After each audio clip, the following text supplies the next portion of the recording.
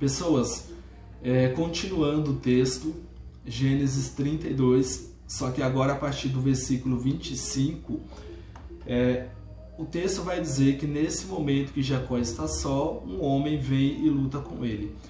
A primeira ideia que se passou na mente de Jacó, ou a interpretação que é feita, é de que Jacó imaginou que esse ser que luta com ele fosse um dos homens de Esaú.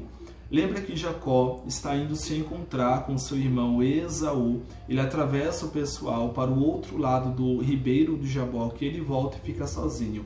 Nesse momento está escuro e um homem luta com ele. Quando esse homem o agarra, ele imagina que fosse um dos homens de Esaú que veio para matá-lo. E Jacó vai lutar com esse ser. Durante essa luta, o texto não vai deixar isso claro, mas em algum momento Jacó ele vai entender que não se trata de um dos guerreiros de Esaú, mas se trata de um ser celeste, um ser de outra dimensão. Tanto que ele vai pedir para que esse ser, ou esse anjo do Senhor, o abençoe. Versículo 26 vai dizer: então o homem disse, deixa-me ir, pois o dia já desponta. Mas Jacó lhe respondeu, não te deixarei ir, a não ser que me abençoes. Então nesse momento aqui, Jacó ele entende, ou ele percebe que esse é um anjo do Senhor. O anjo do Senhor vai falar que deseja ir porque o dia já raiou, e como eu falei para vocês, não durou uma madrugada inteira, foi apenas em um momento, e Jacó vai pedir algumas bênçãos. Pessoas, quais lições a gente consegue também extrair dessa parte do texto? Primeiro, que essa luta, galera, ela é uma luta que acontece e Deus ele quer mostrar algo a Jacó, ou ele quer transformar o caráter de Jacó. Se o anjo do Senhor, ou se Deus ele lutasse com Jacó em todo o seu esplendor, Jacó não iria prevalecer, porque a gente sabe que Jacó é humano. Esse anjo do Senhor ele é um ser todo poderoso, então Jacó não iria prevalecer.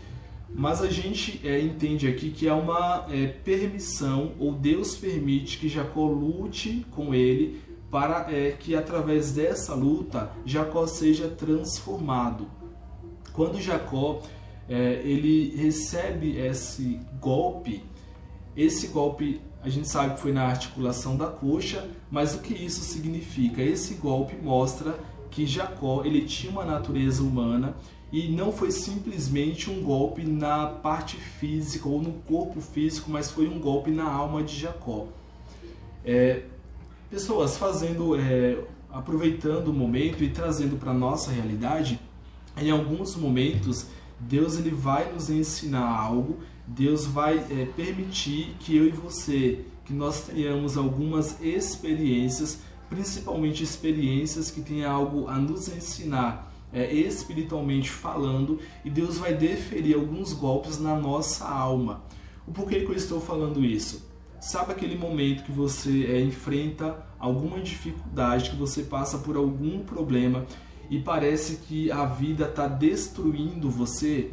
Entenda que Deus está permitindo que isso aconteça, ou Deus está permitindo que a sua alma seja ferida, porque de alguma forma Ele quer te ensinar algo. Imagina que Deus ele está desconstruindo as suas crenças, desconstruindo a sua personalidade, para que através dessa desconstrução, desse golpe na sua alma, Deus reconstrua um novo homem e uma nova mulher. E nós iremos perceber que é justamente isso que acontece com Jacó. Por quê? Olha a ousadia de Jacó. Jacó ele vai lutar com esse ser, percebe que esse ser é um ser de outra dimensão, e mesmo assim ele vai continuar a luta. Então a gente percebe aqui de certa forma uma ousadia da parte de Jacó, e aí esse anjo do Senhor vai desferir um golpe em Jacó, mostrando para Jacó que Jacó estava lutando com ele porque ele estava permitindo, mas não porque Jacó de fato ele tinha força. E como eu falei, se o anjo quisesse destruir Jacó, ele faria isso com muita facilidade. E aí nesse momento Jacó ele percebe a sua limitação, ele percebe a sua debilidade e ele vai pedir para que o anjo o abençoe.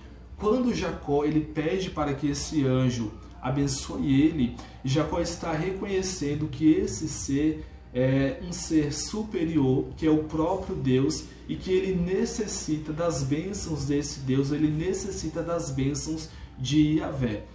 E aí fazendo aí uma comparação em relação à nossa realidade, enquanto você, enquanto nós não entendermos que nós somos seres limitados e precisamos das bênçãos de Deus, enquanto a gente não reconhecer que Deus ele é Deus de poder, Deus de autoridade, que Ele é um ser supremo e nós somos humanos, falhos e pecadores, enquanto nós não reconhecermos isso e pedir para que Deus nos abençoe, nos transforme, para que Deus nos molde, nós não iremos ter uma mudança, não só em relação à nossa personalidade, como foi o caso de Jacó, mas em relação à nossa realidade ou à nossa situação atual. Mas, dando sequência, pessoas, ao texto, eu acabei fazendo aí algumas reflexões em relação ao versículo 25 e o versículo 26. Nós iremos agora dar sequência. O versículo 27, ele vai dizer que esse anjo do Senhor pergunta a Jacó qual que é o nome dele, e Jacó vai responder, e após Jacó responder, o versículo 28 vai dizer que o anjo fala: seu nome não será mais Jacó, mas sim Israel, porque você lutou com Deus e com homens e venceu. Pessoas, em relação a esse texto, como eu falei para vocês, a gente consegue perceber uma mudança em relação à personalidade de Jacó. Por quê? O nome dele era Jacó e, como a gente sabe, o nome Jacó ele tem alguns significados. Nós iremos ter de forma literal a tradução do hebraico para o português, que esse nome ele vai significar aquele que segura pelo calcanhar, porque Jacó, no momento do seu nascimento, ele vai segurar o calcanhar do seu irmão Esaú e vai sair da barriga da sua mãe segurando no calcanhar do seu irmão. Então, quando o nome de Jacó é dado em relação a esse fato que ocorreu no seu nascimento.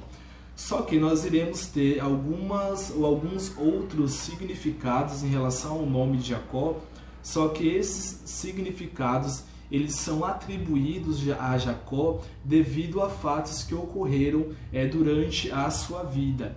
E aí nós iremos ter que esse nome Jacó, isso não de forma literal, mas de uma forma simbólica, que foi atribuído a Jacó devido à sua personalidade, que seria o enganador ou o suplantador, justamente porque durante a vida de Jacó ele havia enganado o seu irmão, havia enganado o seu pai, roubado a bênção da primogenitura, e ele havia enganado também o seu tio Labão.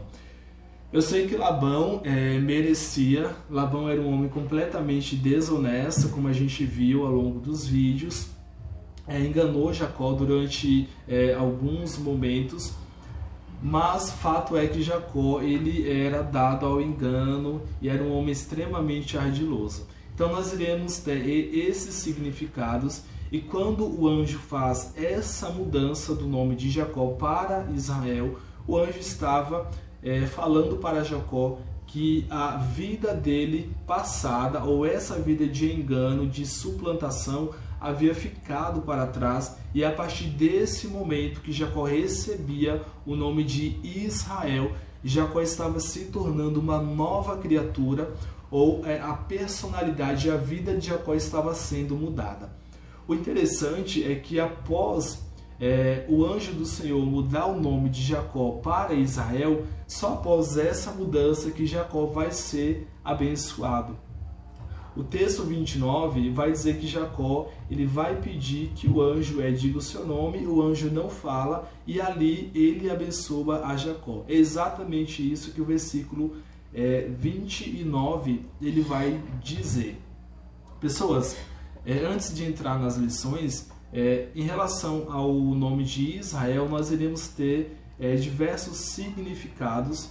O nome Israel, ele vai, fazendo a tradução para o português, vai significar Deus governa, aquele que luta com Deus, aquele que prevalece com Deus, príncipe de Deus, e diversos outros significados. Dentre a tradução, a mais aceita é aquele que luta com Deus, porque Jacó lutou com Deus nesse momento. Mas o que isso significa, quais lições a gente consegue retirar desse texto, ou do versículo 27 até o 29?